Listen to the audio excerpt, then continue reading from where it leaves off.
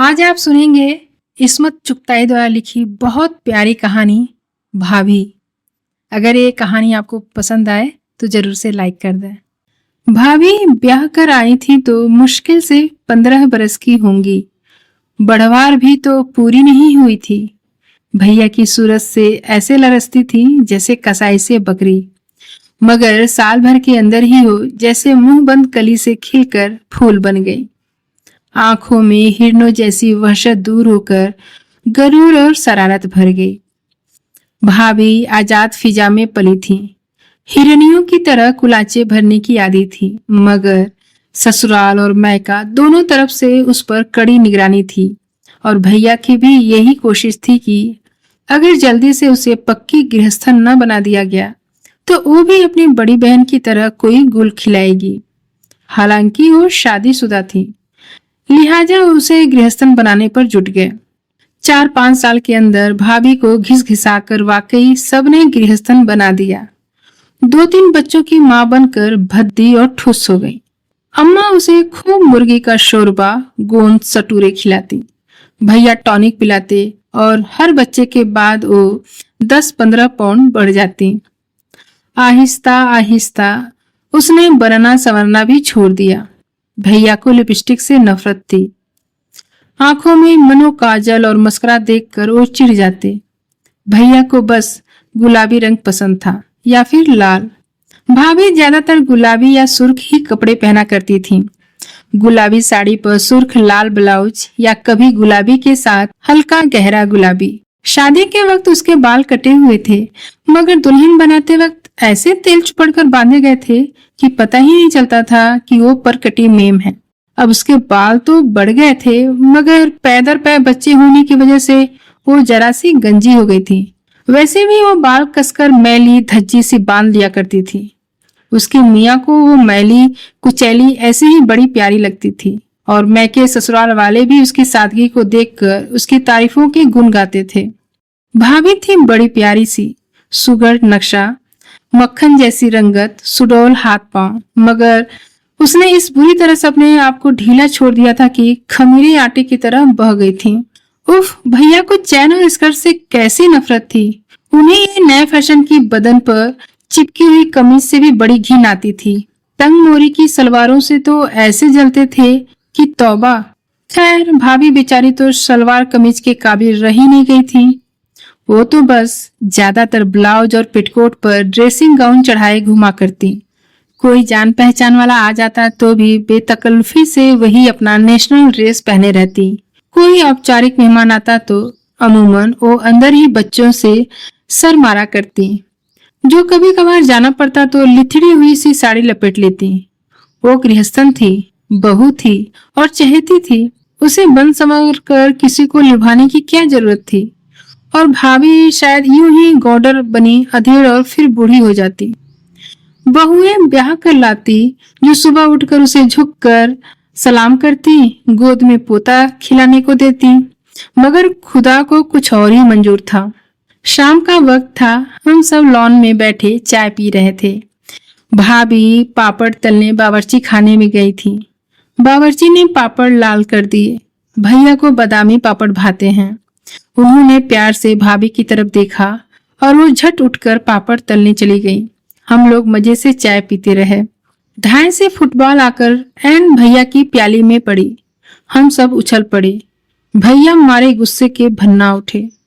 कौन पाजी है? उन्होंने जिधर से गेंद आई थी उधर मुंह करके डांटा। बिखरे हुए बालों का गोल मोल सर और बड़ी बड़ी आंखें ऊपर से झांकी। एक छलांग में भैया मुंडेर पर थे और मुजरिम के बाल उनकी गिरफ्त में। ओह! एक चीख गूंजी और दूसरे लम्हे भैया ऐसे उछलकर अलग हो गए जैसे उन्होंने बिच्छू के डंक पर हाथ डाल दिया हो या अंगारा पकड़ लिया हो। Sorry, I am very sorry, वो हकला रहे थे। हम सब दौड़ कर गए। देखा तो मुंडेर के उस तरफ एक दुबली नागिन सी लड़की सफेद ड्रेन टाइप और नींबू के रंग का स्लीवलेस ब्लाउज पहने अपने बालों में पतली पतली उंगलियां फेर कर खिसियानी हंसी हंस रही थी। और फिर हम सब हंसने लगे। भाभी पापड़ों की प्लेट लिए अंदर से निकली और बगैर कुछ पूछी ये समझकर हंसने लगी कि जरूर कोई हंसने की बात हुई होगी। उसका ढीला ढाला पेट हंसने से फुदकने लगा। और जब उसे मालूम हुआ कि भैया ने शबनम को लड़का समझकर उसके बाल पकड़ लिए तो और जोर जोर से कह कहे लगाने लगी कि पापड़ के टुकड़े घास पर बिखर गए। शबनम ने बताया कि वो उसी दिन अपने चचा खालिद जमील के यहाँ आई है। अकेले जी घबराया तो फुटबॉल ही लुढ़काने लगी, जो इत्तेफाकन भैया की प्याली पर आ कूदी। शबनम भैया को अपनी तीखी मस्करा लगी आंखों से घूर रही थी। भैया मंत्रमुग्ध सन्नाटे मुंह से तक रहे थे। एक करंट उन दोनों के दरमियान दौड़ रहा था। भाभी इस करंट से कटी हुई जैसे कोसों दूर खड़ी थी। उसका फुदकता हुआ पेट सहम कर रुक गया। हंसी ने उसके ओंठों पर लड़खड़ाकर दम तोड़ दिया। उसके हाथ ढीले हो गए। प्लेट के पापड़ घास पर गिरने लगे। फिर एकदम वो दोनों जाग पड़े और ख्वाबों की दुनिया से लौट आए। शबनम फुदक कर मुंडेर पर चढ़ गई। आइए चाय पी लीजिए। मैंने ठहरी हुई फिजा को धक्का देकर आगे खिसकाया। एक लचक के साथ शबनम ने अपने पैर मुंडेर के उस पार से इस पार झुलाए। शबनम का रंग पिघले हुए सोने की तरह लौ दे रहा था। उसके बाल स्याह भौरा थे, मगर आंखें जैसे शाह कटोरियों में किसी ने शहद भर दिया हो। नींबू के रंग के ब्लाउज का गला बहुत गहरा था। ओठ तरबूजी रंग के और उसी रंग के नेल पॉलिश लगाए वो बिल्कुल किसी अमेरिकी इस्तिहार का मॉडल मालूम हो रही थी। भाभी से कोई फुट भर लंबी लग रही थी, हालांकि मुश्किल से 2 इंच ऊंची होगी। उसकी हड्डी बड़ी नाजुक थी, इसलिए कमर तो ऐसी कि छल्ले में पिरो लो। भैया कुछ गुमसुम से बैठे थे। भाभी उन्हें कुछ ऐसे ताक रही थी जैसे बिल्ली पर तौलते हुए परिंदे को घूरती है कि जैसे ही पर फड़फड़ाए बढ़कर दबोच ले। उसका चेहरा तमतमा रहा था। ऊंट भिजे हुए थे, नथुने फड़फड़ा रहे थे। इतने में मुन्ना आकर उसकी पीठ पर धम से कूदा। वो हमेशा उसकी पीठ पर ऐसे ही कूदा करता था जैसे वो गुदगुदा सा तकिया हो। भाभी हमेशा ही हंस दिया करती थी, मगर आज उसने चटाक चटाक 2-4 चांटे जड़ दिए। शबनम परेशान हो गई। अरे अरे अरे रुकिए ना, उसने भैया का हाथ छूकर कहा। बड़ी गुस्सावार हैं आपकी मम्मी, उसने मेरी तरफ मुंह फेर कर कहा। इंट्रोडक्शन कराना हमारी सोसाइटी में बहुत कम हुआ करता है, और फिर भाभी का किसी से इंट्रोडक्शन कराना अजीब सा लगता था। वो तो सूरत से ही घर की बहू लगती थी। शबनम की बात पर हम सब कहा मारकर हंस पड़े। भाभी मुन्ने का हाथ पकड़कर घसीटती हुई अंदर चल दी। अरे ये तो हमारी भाभी हैं, मैंने भाभी को धम धम जाते हुए देखकर कहा। भाभी? शबनम हैरत जदा होकर बोली। इनकी भैया की बीवी। ओह, उसने संजीदगी से अपनी नजरें झुका ली। मैं समझी, उसने बात अधूरी छोड़ दी। भाभी की उम्र 23 साल है, मैंने वजाहत की। मगर डोंट बी सिली, शबनम हंसी। भैया भी उठकर चल दिए। खुदा की कसम, ओह जहालत। नहीं, भाभी ने मार्टे से 15 साल की उम्र में सीनियर कैम्ब्रिज किया था। तुम्हारा मतलब है ये मुझसे 3 साल छोटी है? मैं 26 साल की हूँ। तब तो कतई छोटी है। उफ, और मैं समझी वो तुम्हारी मम्मी है। दरअसल मेरी आंखें कमजोर हैं, मगर मुझे ऐनक से नफरत है। बुरा लगा होगा उन्हें। नहीं, भाभी को कुछ बुरा नहीं लगता। बेचारी। कौन कौन भाभी? न जाने मैंने क्या कहा।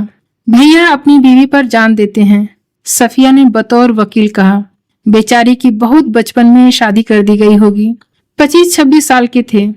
मगर मुझे तो मालूम भी नहीं था कि 20वीं सदी में बगैर देखे शादियां होती हैं। शबनम ने हिकारत से मुस्कुराकर कहा। तुम्हारा हर अंदाजा गलत निकल रहा है।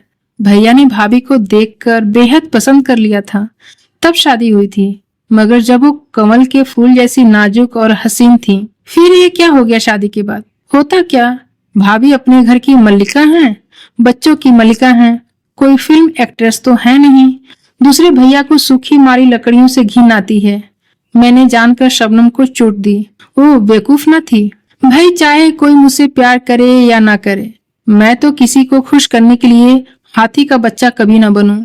और माफ करना, तुम्हारी भाभी कभी बहुत खूबसूरत होंगी, मगर अब तो आपका नजरिया भैया से अलग है। मैंने बात टाल दी और जब वो बल खाती, सीधी सुडौल टांगों को आगे पीछे झुलाती, नन्हे नन्हे कदम रखती, मुंडेर की तरफ जा रही थी। भैया बरामदे में खड़े थे। उनका चेहरा सफेद पड़ गया था और बार बार अपनी गुद्दी सहला रहे थे, जैसे किसी ने वहां जलती हुई आग रख दी हो। चिड़िया की तरह फुदक कर वो मुंडेर फलांग गई।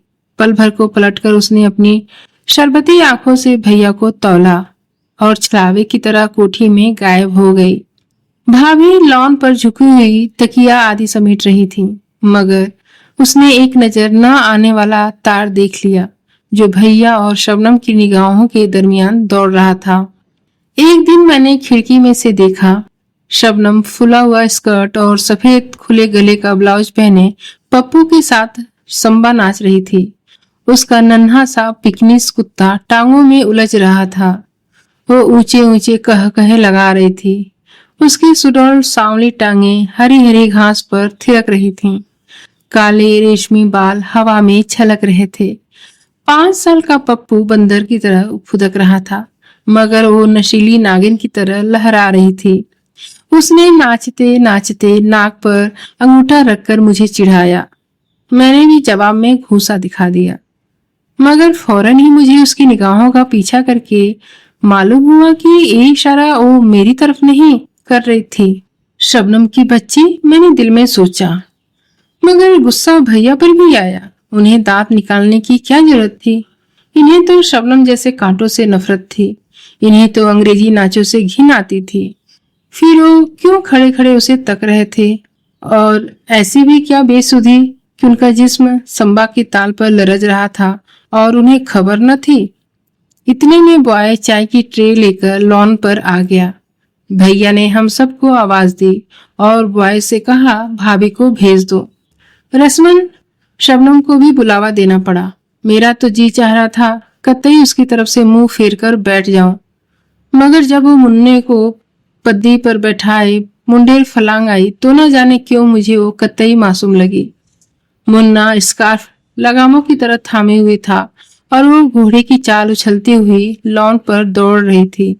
भैया ने मुन्ने को उसकी पीठ पर से उतारना चाहा, मगर वो और चिमट गया। अभी और थोड़ा चलो आंटी।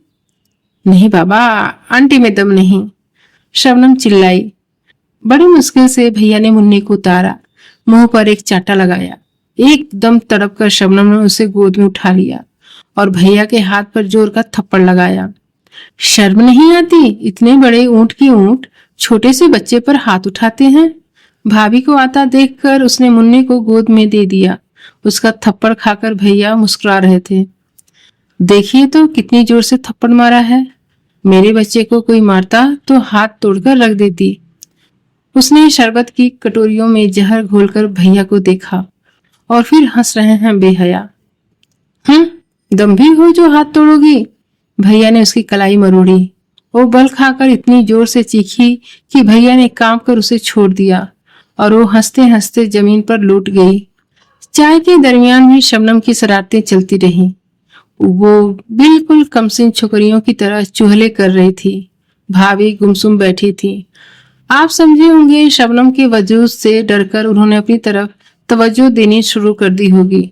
जी कतई नहीं, वो तो पहले से भी ज्यादा मैली रहने लगी, पहले से भी ज्यादा खाती। हम सब तो हंस ज्यादा रहे थे, मगर वो सर झुकाए निहायत तन्मयता से केक उड़ाने में मशरूफ थी। चटनी लगा लगाकर भजिए निगल रही थी। सिके हुए तोसों पर ढेर सा मक्खन लगा लगा कर खाए जा रही थी। भैया और शबनम को देखकर हम सब भी परेशान भैया और शबनम को देख देख कर हम सब ही परेशान थे और शायद भाभी भी फिक्रमंद होंगी, लेकिन अपनी परेशानी को वो मुर्गन खानों में दफन कर रही थी। उन्हें हर वक्त खट्टी डकारें आया करती, मगर वो चूरन खा खा कर पुलाव कुरमा हजम करती। वो सहमी सहमी नजरों से भैया और शबनम को हंसता बोलता देखती। भैया तो कुछ और भी जवान लगने लगे थे। शबनम के साथ वो सुबह हर शाम समंदर में तैरते। भाभी अच्छा भला तैरना जानती, मगर भैया को स्विमिंग सूट पहने औरतों से सख्त नफरत थी। एक दिन हम सब समंदर में नहा रहे थे। शबनम 2 धज्जियां पहने नागिन की तरह पानी में बलखा रही थी। इतने में भाभी जो देर से मुन्ने को पुकार रही थीं आ गईं। भैया शरारत के मूड में तो थे ही, दौड़कर उन्हें पकड़ लिया और हम सब ने मिलकर उन्हें पानी में घसीट लिया। जब से शबनम आई थी भैया बहुत शरारती हो गए थे। एकदम से वो दांत किचकिचाकर भाभी को हम सबके सामने भींच लेते, उन्हें गोद में उठाने की कोशिश करते, मगर वो उनके हाथों से बॉम्बिल मछली की तरह फिसल जाती। फिर वो खिसियाकर रह जाते, जैसे कल्पना में वो शबनम को ही उठा रहे थे, और भाभी लज्जित होकर फौरन पुडिंग या कोई और मजेदार डिश तैयार करने चली जाती। उस वक्त जो उन्हें पानी में धकेला गया तो वो गठरी की तरह लुढ़क गईं। उनके कपड़े जिस्म पर चिपक गए और उनके जिस्म का सारा भौंडापन भयानक तरीके से उभर आया। कमर पर जैसे किसी ने रजाई लपेट दी थी। कपड़ों में वो इतनी भयानक नहीं मालूम होती थी। ओह, कितनी मोटी हो गई हो तुम, भैया ने कहा। उफ, तुम तो देखो, बिल्कुल गामा पहलवान मालूम हो रही हो। 4 बच्चे होने के बाद कमर? मेरे भी तो 4 बच्चे हैं, मेरी कमर तो डल्लब पिल्लों का गद्दा नहीं बनी। उन्होंने अपने सुडौल जिस्म को ठोक बजाकर कहा, और भाभी मुंह थुथाई भीगी मुर्गी की तरह पैर मारती, झुरझुरियां लेती, रेत में गहरे गड्ढे बनाती मुन्ने को घसीटती चली गई। भैया बिल्कुल बेतवज्जो होकर शबनम को पानी में डुबकियां देने लगे। जब नहाकर आए तो भाभी सर झुकाए खुबानियों के मुरब्बे पर क्रीम की तह लगा रही थीं। उनके होंठ सफेद हो रहे थे और आंखें सुर्ख थीं। गटारचे की गुड़िया जैसे मोटे मोटे गाल और सूजे हुए मालूम हो रहे थे। लंच पर भाभी बेइंतहा गमगीन थी, लिहाजा बड़ी तेजी से खुबानियों का मुरब्बा और क्रीम खाने में जुटी हुई थी। शबनम ने डिश की तरफ देखकर ऐसे फरेरी ली जैसे खुबानियां न हो, सांप बिच्छू हो। जहर है जहर, उसने नफरत से ककड़ी का टुकड़ा कुतरते हुए कहा, और भैया भाभी को घूरने लगे, मगर वो शपाशप मुरब्बा उड़ाती रही। हद है, उन्होंने नथुने फड़काकर कहा। भाभी ने कोई ध्यान न किया और करीब करीब पूरी डिश प्लेट में उड़ेल ली। उन्हें मुरब्बा शोरबा खाता देखकर ऐसा मालूम होता था जैसे वो ईर्ष्यालु द्वेष के तूफान को रोकने के लिए बंद बांध रही हूँ। खुदा के लिए बस करो, डॉक्टर भी मना कर चुका है, ऐसे भी क्या चटोरापन, भैया ने कह ही दिया। मोम की दीवार की तरह भाभी पिघल गई। भैया का नश्तर चर्बी की दीवारों को चीरता हुआ ठीक दिल में उतर गया। मोटे मोटे आंसू भाभी के फूले हुए गालों पर फिसलने लगे। सिसकियों ने जिस्म के ढेर में जलजला पैदा कर दिया। दुबली पतली और नाजुक लड़कियां किस लतीफ और सुहाने अंदाज में रोती हैं, मगर भाभी को रोते देखकर बजाय दुख के हंसी आती थी, जैसे कोई रुई के भीगे हुए ढेर को डंडों से पीट रहा हो। वो नाक पोंछती हुई उठने लगी, मगर हम लोगों ने रोक लिया और भैया को डांटा। खुशामद करके वापस उन्हें बिठा लिया। बेचारी नाक सुकुड़ती बैठ गई, मगर जब उन्होंने कॉफी में 3 चम्मच शक्कर डालकर क्रीम की तरफ हाथ बढ़ाया तो एकदम ठिठक गई। सहमी हुई नजरों से शबनम और भैया की तरफ देखा। शबनम मुश्किल अपनी हंसी रोकी हुई थी। भैया मारे गुस्से के रुआंसे हो रहे थे। वो एकदम भन्ना कर उठे और जाकर बरामदे में बैठ गए। उसके बाद हालात और बिगड़े। भाभी ने खुल्लम खुल्ला ऐलानी जंग कर दिया। किसी जमाने में भाभी का पठानी खून बहुत गर्म था। जरा सी बात पर हाथापाई पर उतार आया करती थी, और 12 भैया से गुस्सा होकर बजाय मुंह फुलाने की वो खूंखार बिल्ली की तरह उन पर टूट पड़ती। उनका मुंह खसोट डालती, दांतों से गिरबान की धज्जियां उड़ा देती। फिर भैया उन्हें अपनी बाहों में भींचकर बेबस कर देते और वो उनके सीने से लगकर प्यारी डरी हुई चिड़िया की तरह फूट फूट कर रोने लगती।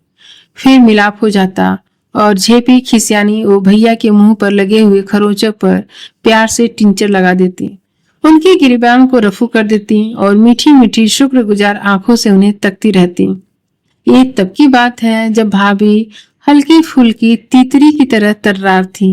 लड़ती हुई छोटी सी पश्चिमी बिल्ली मालूम होती थी। भैया को उन पर गुस्सा आने की बजाय और शिद्दत से प्यार आता। मगर जब उन पर गोश्त ने जिहाद बोल दिया, वो बहुत ठंडी पड़ गई थी। उन्हें अव्वल तो गुस्सा ही नहीं आता, और अगर आता भी तो फौरन इधर उधर काम में लगकर भूल जाती। उस दिन उन्होंने अपने भारी भरकम D-Doll को भूलकर भैया पर हमला कर दिया। भैया सिर्फ उनके बोझ से धक्का खाकर दीवार से जा चिपके। रूही के गट्ठर को यूं लुढ़कते देखकर उन्हें सख्त घिन आई। न गुस्सा हुए न बिगड़े, शर्मशदा उदास सर झुकाए कमरे से निकल भागे। भाभी वहीं पसर कर रोने लगी। बात और बढ़ी। एक दिन भैया के साले आकर भाभी को ले गए। तुफैल भाभी के चचा जात भाई थे। भैया उस वक्त शबनम के साथ क्रिकेट का मैच देखने गए हुए थे। तुफैल ने शाम तक इंतजार किया, वो ना आए तो मजबूरन भाभी और बच्चों का सामान तैयार किया। जाने से पहले भैया घड़ी भर को खड़े खड़े आए। दिल्ली के मकान मैंने इनके मेहर में दिए। उन्होंने रुखाई से तुफैल से कहा। मेहर? भाभी थरथर कांपने लगी। हाँ, तलाक के कागजात वकील के जरिए पहुंच जाएंगे। मगर तलाक का क्या जिक्र है? इसी में बेहतरी है। मगर बच्चे?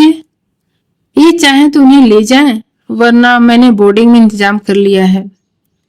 एक चीख मारकर भाभी भैया पर झपटी, मगर उन्हें खसोटने की हिम्मत न हुई। सांप कर ठिठक गई।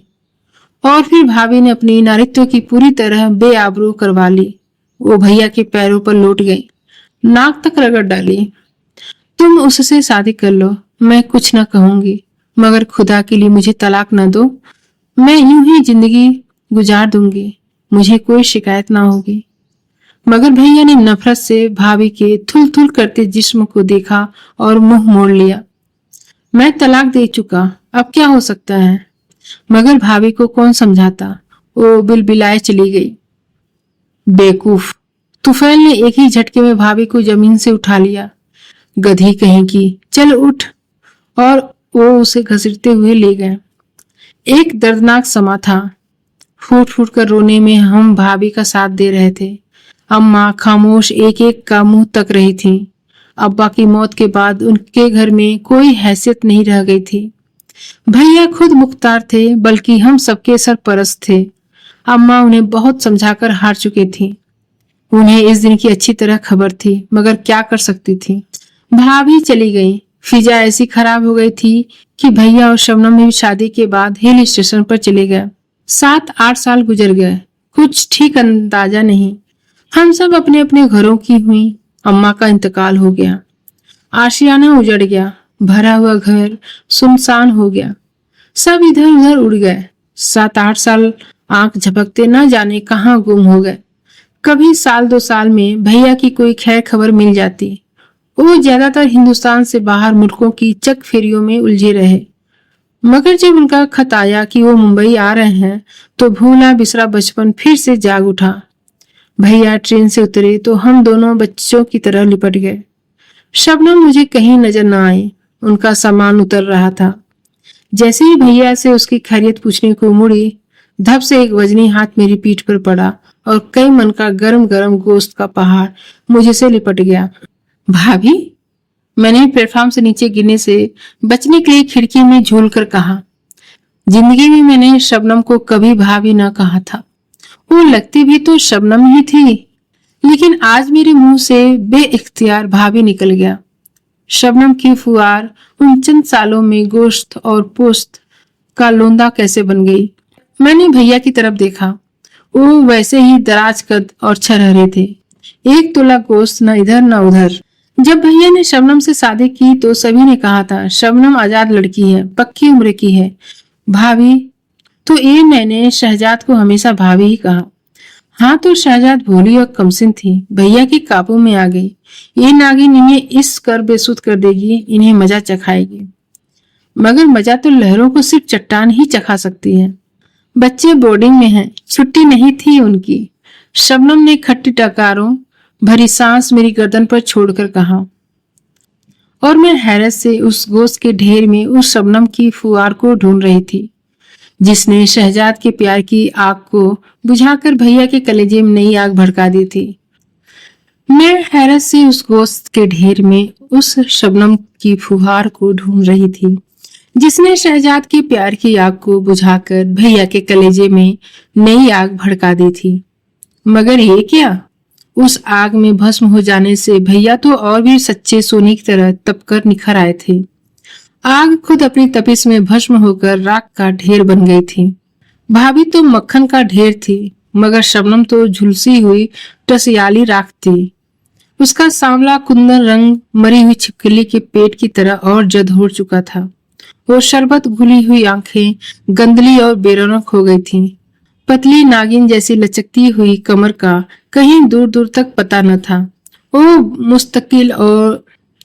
मुस्तकिल तौर पर हामिला मालूम होती थी। वो नाजुक नाजुक लचकीली शाखों जैसी बाहें मुग्दर की तरह हो गई थीं। उसके चेहरे पर पहले से ज्यादा पाउडर थुपा हुआ था। आंखें मस्करा से लिथड़ी हुई थीं। भवें शायद गलती से ज्यादा नुच गई थीं, जब ही इतनी गहरी पेंसिल घिसनी पड़ी थी। भैया रिट्स में ठहरे। रात को डिनर पर हम वहीं पहुंच गए। कैबरे अपने पूरे शबाब पर था। मिस्त्री हसीना अपनी छाती जैसे पेट को मड़ोरियां दे रही थी। उसके कुल्हे दायरों में लचक रहे थे। सुडौल मरमरी बाजू हवा में थरथरा रहे थे। बारीक शिफॉन में से उसकी रुपहली टांगें हाथी दांत की तरासे हुए सतुनों की तरफ भड़क रही थीं। भैया की भूखी आंखें उसके जिस्म पर बिच्छुओं की तरह रेंग रही थीं। वो बार बार अपनी गुद्दी पर अनजानी चोट सहला रहे थे। भाभी जो कभी शबनम थी, मिस्री रक्कासा नर्तकी की तरह लहराई हुई बिजली थी, जो एक दिन भैया के होशो हवास पर गिरी थी, आज रेत के ढेर की तरह भसकी बैठी थी। उसके मोटे मोटे गाल खून की कमी और मुस्तकिल स्थायी बदहजमी की वजह से पीले पेन की ओर अग्रसर हो रहे थे। नियान लाइट्स की रोशनी में उसका रंग देखकर ऐसा मालूम हो रहा था जैसे किसी अनजाने नाग ने डस लिया हो। मिस्त्री रकासा के कुल्हे तूफान मचा रहे थे और भैया के दिल की नाव उस भंवर में चक फेरियां खा रही थी।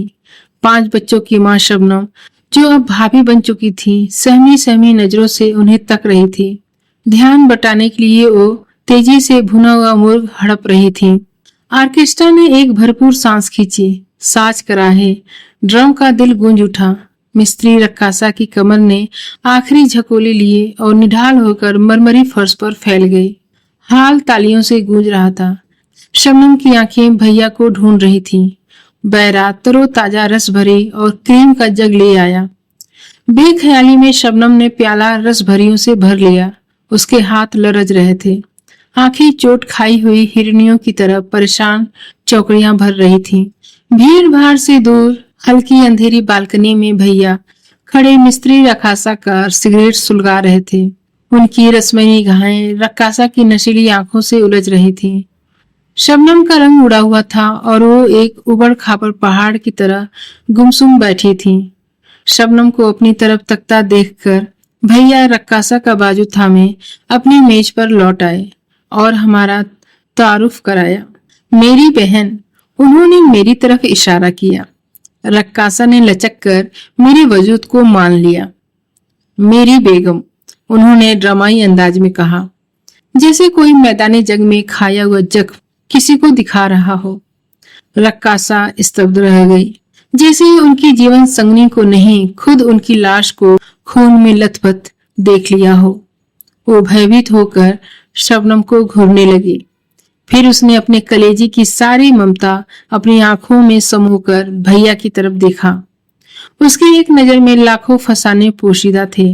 उफ, ये हिंदुस्तान जहां जहालत से कैसी कैसी प्यारी हस्तियां रस्मो रिवाज पर कुर्बान की जाती हैं, काबिले परस्तिश हैं वो लोग और काबिले रहम भी जो ऐसी ऐसी सजाएं भुगतते हैं। मेरी शबनम भाभी ने रक्कासा की निगाहों में ये सब पढ़ लिया। उसके हाथ कांपने लगे।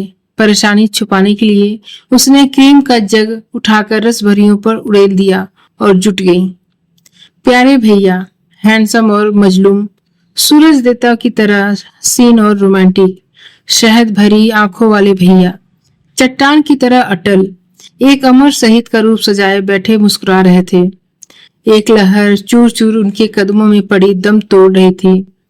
दूसरी नई नवेली लचकती हुई लहर उनकी पथरीली बाहों में समाने के लिए बेचैन और बेकरार थी।